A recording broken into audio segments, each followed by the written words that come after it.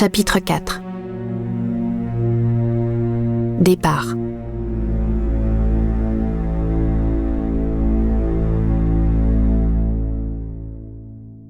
Je suis paralysée par la peur. Mon corps me semble cousu au cuir noir du carrosse d'ébène, dont les vibrations se répercutent jusqu'au creux de mes os.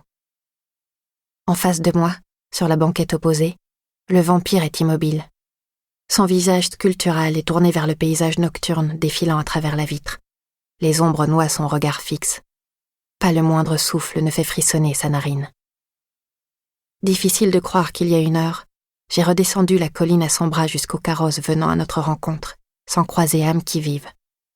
À l'instar des habitants du village, les gens du baron sont restés cloîtrés dans les dépendances, respectant le couvre-feu, sentant peut-être qu'un seigneur des ténèbres rôdait au château. Comme dans la chambre de la baronnette, j'ai l'impression d'être face à une statue. La seule chose qui bouge, c'est sa majestueuse chevelure rousse, vibrant doucement au rythme du carrosse. J'ai parfois vu mon père préparer le corps des défunts au village pour l'inhumation. Il paraît qu'après le trépas, les ongles et les cheveux des cadavres continuent de pousser. Dans le cas des vampires, c'est certainement vrai. Alors que tous les gentilshommes mortels et bien des nobles dames se parent de perruques et postiches pour se rendre plus impressionnants, les seigneurs de la nuit n'ont pas besoin de tels artifices. Leur chevelure est surnaturellement éclatante de santé, gavée du sang de tous ceux dont ils se nourrissent. Je serre les dents pour étouffer un gémissement. Je suis en face d'un mort plein de vie. C'est le paradoxe des vampires, une idée qui pour moi n'était qu'une abstraction jusqu'à présent, mais qui ce soir devient horriblement concrète. La mort vivante, c'est donc ça. Cette pétrification totale, à laquelle succèdent des mouvements d'une rapidité surnaturelle. Cette froideur qui semble émaner du corps du passager pour se transférer jusqu'au mien, malgré la couverture qu'il a jetée sur mes épaules. Enfin et surtout, c'est ce silence terrible qu'aucune respiration n'habite. Les deux dragons qui, je le sais, sont embarqués derrière à l'extérieur de la berline, ne mouffent guère. Je n'entends que le craquement des essieux, le trot des chevaux, et parfois les brefs claquements de langue du cocher qui les encourage depuis l'avant du carrosse. Ainsi vais-je, emporté dans une nuit inconnue, plus loin que mes pas ne m'ont jamais mené, le corps transi et l'esprit engourdi, trop sonné pour pleurer tous ceux que j'ai perdus. « Vous voulez manger, mademoiselle ?» J'ouvre lentement les yeux. Un flot de lumière se déverse, si étincelant que je referme aussitôt les paupières. Il me faut les cligner plusieurs fois pour en chasser les larmes d'éblouissement. Lorsqu'elles se dissipent, la berline capitonnée m'apparaît, le cuir noir étincelant sous les rayons du soleil. En face de la banquette où je me suis assoupie, la place est vide, comme si le vampire s'était évanoui avec le matin, comme si tout cela n'avait été qu'un mauvais rêve. « Mademoiselle, vous avez faim ?» insiste le dragon qui a ouvert la portière du carrosse pour s'adresser à moi. Il me tend un panier d'osier rempli de pain chaud et de lard. Mes muscles, immobilisés par la présence du vampire toute la nuit durant, retrouvent un peu de leur souplesse, et mon esprit retrouve sa hardiesse. Une idée fuse dans mon esprit, m'échapper, dès que possible et par tous les moyens. Mais le dragon a beau me parler courtoisement, ainsi qu'il en a sans doute reçu la consigne, ses lèvres ne me sourient pas et ses yeux me surveillent attentivement. Un fusil pend dans son dos et une épée à sa ceinture. Le souvenir de la lame décapitant Valère me revient brutalement. La vision de maman égorgée me coupe le souffle. Ravalant ma douleur, je fais mine d'attraper le panier, alors qu'en réalité je cherche surtout à évaluer mes chances de fuir. Je glisse la tête à travers la portière et j'aperçois le train arrière du carrosse. De grosses malles en fer sont sanglées sous un auvent de cuir noir, où les deux autres dragons ont dû voyager pendant toute la nuit. À présent, ils déjeunent sur le gazon à grandes bouchées rapides avant de reprendre la route. Quant au 5e passager du carrosse... « Le vicomte !» je murmure, me corrigeant de justesse. « Est-ce qu'il est parti ?» Un éclair de crainte passe dans les yeux du dragon. « Le vicomte est là !» me répond-il lugubrement. J'ouvre la bouche pour le questionner davantage, mais la seule mention de son employeur l'a jeté dans un état fébrile. « Bon, je vous laisse à manger, au cas où vous auriez envie de casser la croûte. » marmonne-t-il en jetant le panier sur la banquette. « Faut qu'on lève le camp sans tarder si on veut être à Versailles après-demain. »« Attendez !» je m'écrie, totalement désorientée. Le vicomte est là, mais je ne le vois nulle part dans le carrosse. Versailles dès après-demain? Mais je croyais qu'il fallait une semaine pour monter de l'Auvergne à l'Île-de-France. La portière se ferme sur mes protestations dans un claquement sonore, suivi du déclic de la serrure qui tourne. Ma fenêtre d'échappée aura été de courte durée. Tandis que le carrosse se remet en branle, je baisse les yeux sur le plancher. Il y a un anneau de fer au milieu que je n'avais pas remarqué jusqu'à présent. C'est la poignée d'une trappe. Avec horreur, je comprends que la créature est bien là, en effet, protégée des rayons du soleil dans l'ombre de la soute, juste sous mes pieds, plus proche de moi qu'elle ne l'a jamais été. Je passe toute la journée dans le même état de prostration que la nuit, immobile dans mon négligé de linon que la sueur séchée a raidi. Le fait de savoir que le vampire repose à quelques centimètres sous mes talons me tétanise, mais c'est surtout le doute qui instille son venin paralysant dans mes veines. Comme tout le monde, j'ai entendu dire qu'il n'y a que 2 moyens d'éradiquer définitivement un vampire. Soit lui planter un pieu de bois en plein cœur avant de lui trancher la tête, soit l'exposer au soleil assez longtemps pour qu'il brûle. Faut-il tirer sur l'anneau de fer? Dois-je tenter d'ouvrir la soute pour livrer celui qui y dort aux rayons inondant la cabine? L'envie me démange furieusement, mais je crains de ne pouvoir maintenir le monstre dans la lumière plus de quelques secondes. S'il a pu s'élever hier jusqu'au château à la vitesse d'un épervier, il réussira certainement à fermer les rideaux avant d'être calciné. Au lieu de le brûler lui, c'est ma couverture que je risque de griller. Et alors je mourrai bêtement. Tandis que l'incertitude me torture, je sens la bile noire me monter au cerveau, apportant l'une de ces migraines dont je suis coutumière. Une chape de plomb appuie sur mon front, aussi pesante que les nuages qui écrasent le morne paysage derrière la vitre. La lourde tiédeur du court été s'attarde sur la plaine. Nous sommes déjà au seuil de l'automne, et dans quelques semaines, je le sais, le gel fera craquer les terres. Parfois un hameau surgit au détour de la route, aussi isolé que l'était la butte aux rats, renfermant des vies aussi parquées que l'était la mienne. Au fil des heures, le soleil décroît, inexorable. Mon reflet apparaît de plus en plus distinctement à la surface de la vitre qui va s'obscurcissant. Un visage fin aux yeux gris, plissé par le mal de tête, émergeant d'un épais carré de cheveux pâles. Un minois de belette, comme le disait affectueusement mon pauvre Bastien. Une belette mise en cage. Le jour finit par virer au soir, le soir au crépuscule, et soudain c'est la nuit. Alors seulement, la trappe que j'ai passé la journée à observer sans oser agir, se soulève, libérant un souffle glacé. Une main blanche sort du trou béant, la paume où j'ai posé mes doigts la veille. Puis le corps entier du vampire s'extirpe de la soute, dans un mouvement d'une aisance surnaturelle, à croire qu'une force invisible l'aide à se dresser. Le jabot de sa chemise se gonfle telle une fleur mortuaire. Il époussette le velours bleu de sa redingote, soulevant un nuage de poussière scintillante dans le clair de lune qui filtre à travers le carreau. Puis il agite ses longs doigts, comme s'il courait sur un piano fantôme, pour les délacer. « Bonsoir, mademoiselle », me dit-il, en s'inclinant vers moi. Il se redresse et plonge dans mon regard ses yeux noirs et sans cerne, ni aucun des stigmates dont le sommeil marque habituellement la peau des vivants. « Bonsoir, monsieur », dis-je du bout des lèvres, l'aiguillon du danger dissipant la migraine. Ça me fait tout drôle d'appeler « monsieur », cet être qui semble si jeune, plus encore qu'hier au château. Je m'aperçois que cette impression est due au fait qu'il a tiré sa dense chevelure rousse en arrière pour la lier en catogan. La beauté juvénile de son visage n'en est que plus éclatante. Remarquant que mon regard s'attarde sur son front lisse, il déclare « Vous pouvez ôter votre perruque si cela vous est plus confortable. Je ne me formaliserai pas. Je n'en ai d'ailleurs jamais vu de telle, mêlant vrais cheveux et fils d'argent. C'est très osé. » Je frémis à ces paroles. L'argent est interdit dans toute la vampiria. Si l'ail irrite les immortels, ce métal est pour eux plus toxique encore. « Ce n'est pas une perruque, ce sont mes vrais cheveux, sans une once d'argent, » je m'empresse de préciser. « Vraiment ?» Il m'observe à nouveau, tel un entomologiste examinant la carapace d'un insecte, puis ajoute « Vos cheveux sont épatants !» Ne sachant que répondre, je m'efforce de sourire, mais ne parviens qu'à produire une grimace se déformant au rythme des cahots de la route. « Je ne suis pas comme les autres vampires auvergnats que vous avez pu côtoyer, » poursuit-il sans deviner qu'il est le premier que je rencontre. « Par pitié, n'allez pas me mettre dans le même sac que ces vieux fossiles empestant la naphtaline, comme le marquis de Riom ou le comte d'Issoire. Ces épouvantails portent les mêmes sapes depuis au moins un siècle. Je fais livrer les miennes de Paris à chaque saison pour me tenir au goût du jour. Il lisse fièrement le revers de sa redingote, qui en effet semble flambant neuve, parfaitement coupée pour épouser son torse athlétique. Ma place n'est pas à Clermont, croyez-moi. Et depuis des lustres, je ne rêve que d'une chose, me faire la malle. Les paroles d'Alexandre de Mortange me laissent perplexe. Il s'exprime comme un jeune d'aujourd'hui, quitte à employer le même argot que mes frères. Et surtout, il y a la manière dont il évoque les autres vampires auvergnats.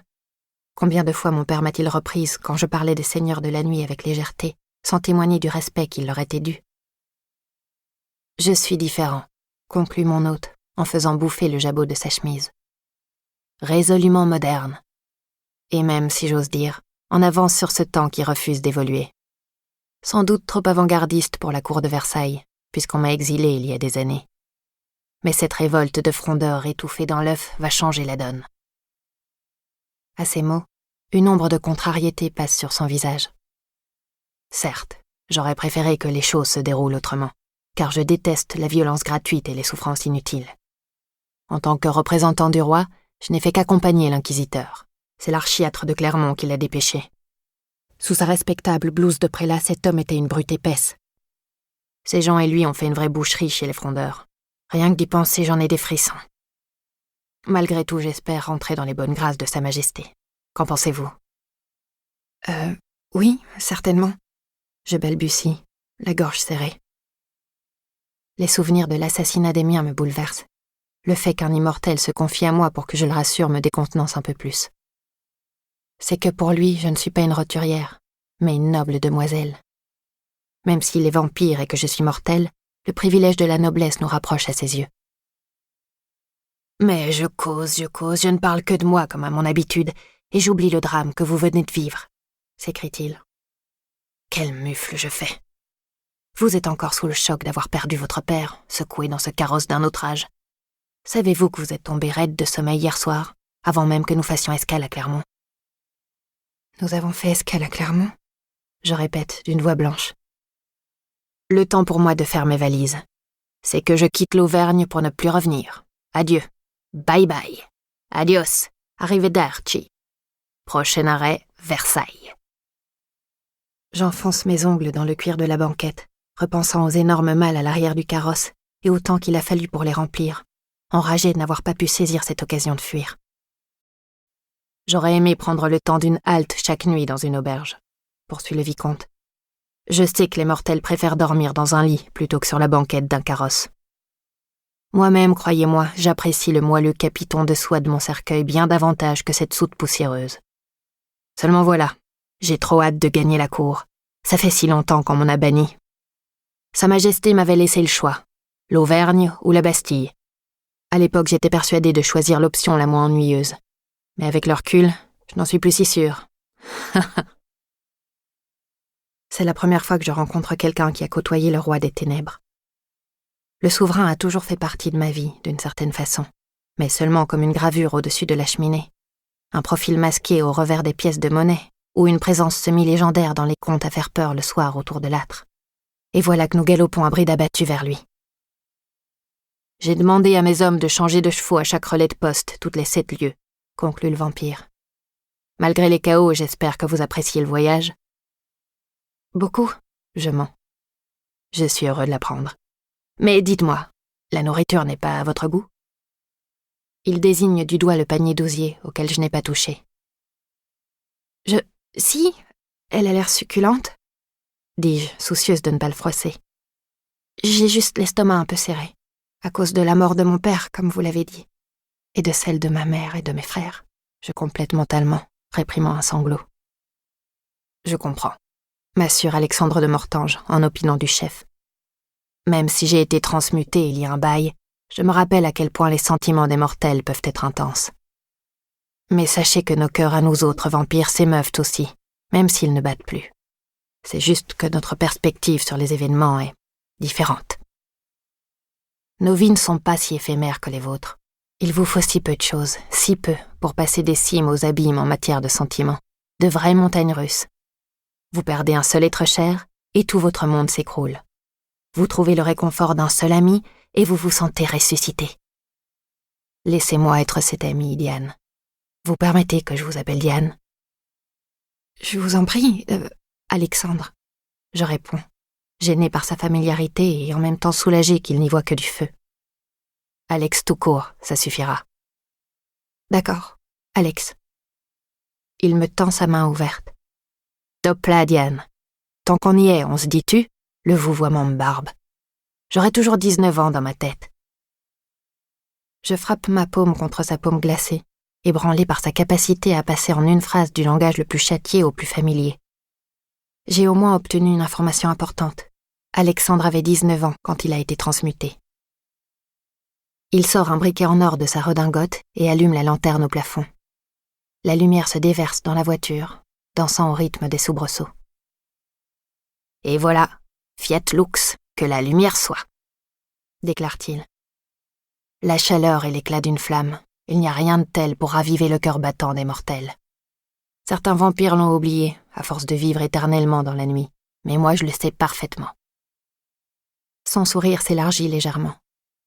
Cependant, il prend soin de ne pas trop remonter ses lèvres, comme pour m'épargner le spectacle de ses canines. Quant à la pupille de ses yeux, elle se rétracte sous l'effet de la lumière ambiante. Ses iris jusque-là invisibles se dessinent. Ils sont d'un bleu azuréen. Je dois admettre que le vicomte possède la beauté surnaturelle d'un ange. Mais, comme le rappelle lugubrement son patronyme, cet ange-là est mort depuis longtemps. Mort-ange. Sous l'éclat de ses 19 ans figés pour l'éternité, ses entrailles sont celles d'une momie immémoriale. « Il faut manger, Diane !» m'encourage-t-il. « Il faut prendre des forces pour la vie excitante qui t'attend à Versailles. Tu vas voir, c'est épatant. » J'écarte le torchon couvrant le panier, je saisis une tranche de pain du bout des doigts et je me mets à la mâchouiller. L'odeur du pain frais, commente Alexandre en humant l'air. Je me souviens combien j'aimais ça jadis. C'est bon, dis-je entre deux bouchées. Mais sur ma langue, tout aliment ne peut avoir qu'un goût de cendre. Peut-être un peu sec comme ça tout seul. Non, je t'assure, dis-je, butant sur ce tutoiement forcé si peu naturel entre nous. Ce pain est très frais. Allez, tu peux me dire la vérité. Franchement, qui aime le pain sans aucune garniture? Les manants qui n'ont pas les moyens de se payer autre chose. Voilà qui, ai-je envie de rétorquer. Mais bien sûr, je n'en fais rien. Il me faut jouer à fond mon rôle de privilégié. C'est vrai qu'au château, j'avais l'habitude de petits déjeuners de beurre frais et de confiture, je prétends. Une moue contrariée passe sur le visage d'Alexandre, froissant un instant sa perfection. Ces empotés de dragons n'ont pas eu la présence d'esprit d'y penser, grommelle-t-il. On est si mal servi dans les campagnes. Une raison supplémentaire pour laquelle je suis impatient de regagner la civilisation. Versailles est un peu guindé, certes, et avec tout ce marbre, le vin gèle dans les carafes des novembre. Mais un courtisan digne de ce nom se doit d'y avoir un appartement. Il pousse un soupir, comme si toutes les contraintes de cette cour vers laquelle il se précipite lui pesaient d'avance. Le roi n'est pas un joyeux luron. Il passe ses nuits enfermé dans son observatoire, à regarder les étoiles avec les vieilles barbes de la faculté. On murmure que derrière son masque solaire, il n'a jamais souri. Alexandre baisse instinctivement la voix en prononçant ces mots. Le véritable visage du roi est un sujet tabou, mis à l'index par la faculté. Quelles odieuses métamorphoses sa transmutation a-t-elle pu causer dans sa chair? Les docteurs prétendent que c'est un mystère trop profond, ou trop terrible, pour que les simples mortels en débattent. Il semble que les vampires eux-mêmes ne puissent aborder cette question sans frémir. Alexandre a tout de même lâché un mot qui pique ma curiosité. Un masque solaire, vraiment? Je répète, interloqué par ce paradoxe. Pour le roi des ténèbres? Avant d'être le roi des ténèbres, l'immuable était le roi soleil, me rappelle gravement Alexandre. Il n'a jamais renoncé à l'idée de reconquérir le jour. C'est la raison pour laquelle il porte le masque d'Apollon, le dieu solaire. Les seigneurs de la nuit reconquérant le jour, les vampires allant et venant à loisir avant le son du tocsin, cette seule pensée me donne la chair de poule. Mais mon frivole compagnon de voyage est déjà passé à un autre sujet. Quoi qu'il en soit, malgré sa sévérité, le roi a le sens de la grandeur, reprend-il.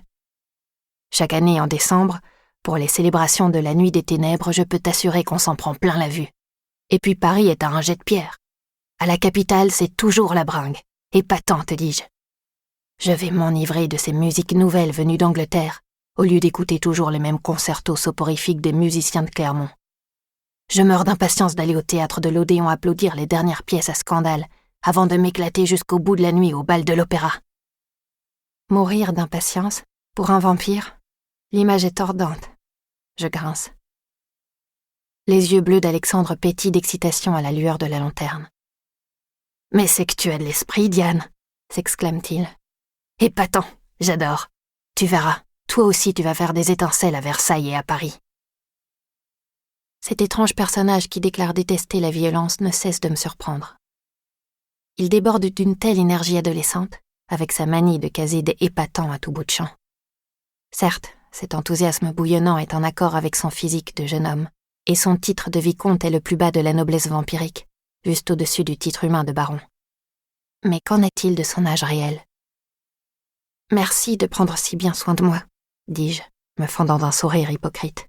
« Arrête, je te dis, pas de manière entre nous. C'est tout naturel après l'épreuve que tu as traversée. Et c'est tout naturellement que le roi t'accueillera à l'école de la grande écurie. La rentrée vient d'avoir lieu, tu pourras t'intégrer sans peine. J'ai envoyé un corbeau pour prévenir de ton arrivée. Il nous précède à tire d'aile. » Un corbeau, oui. J'ai entendu dire que les vampires commandaient à ces volatiles. « Justement, j'appréhende un peu ce qui m'attend, » dis-je. Jusqu'à présent, je n'ai guère quitté le château de mon pauvre père. La cour m'intimide. Et tout est si précipité. Toi, tu as eu le temps de faire tes valises à Clermont, mais moi, je n'ai pu emporter aucun effet personnel. Je baisse les yeux sur la robe de linon tachée de sang séché. Jamais un négligé n'a si bien porté son nom.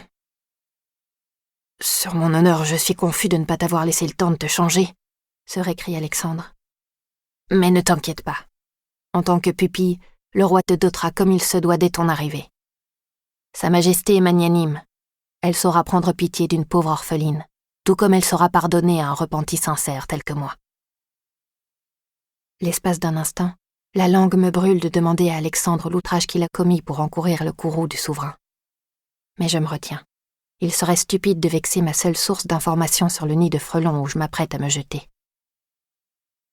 Quant aux us et coutumes de Versailles, tu pourras compter sur moi pour te guider, reprend-il affable. Je connais le palais comme ma poche. Tu vas t'y épanouir telle une magnifique fleur des champs et éclipser les fleurs des villes. C'est que la cour raffole de ce qui sort de l'ordinaire. Tiens, rien que tes magnifiques cheveux couleur de lune, c'est la définition même du mot épatant. Je suis sûre qu'ils feront se tourner toutes les têtes. Merci infiniment, dis-je, forçant mon sourire. J'ai de la chance d'avoir un... Ma langue achoppe sur ce mot, le dernier que j'aurais jamais cru accorder à un seigneur de la nuit. Un ami tel que toi.